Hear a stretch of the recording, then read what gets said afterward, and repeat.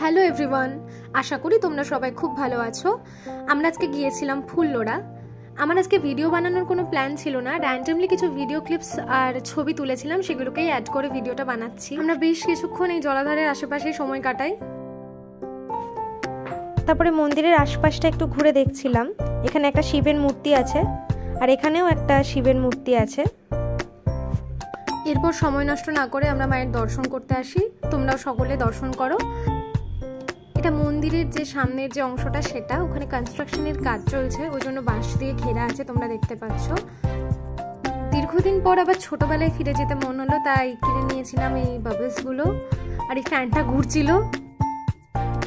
তারপর আমরা চলে গেছিলাম তারাশঙ্কর বন্দ্যোপাধ্যায়ের সংগ্রহশালাতে। এখানে আমরা বেশ কিছুক্ষণ সময় কাটাই। এখানে তারাশঙ্কর বন্দ্যোপাধ্যায়ের ব্যবহৃত নানা জিনিস, তার শিল্পকর্ম সমস্ত কিছু সংগ্রহ করে রাখা আছে। এটা দেখতে গেলে তোমাদেরকে 10 টাকা দিয়ে টিকিট কাটতে হবে।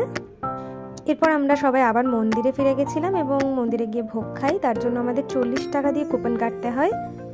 সব মিলিয়ে আজকের দিনটা খুব ভালোই কাটলো। দেখা হবে পরের ব্লগে। আজকের মতো টাটা।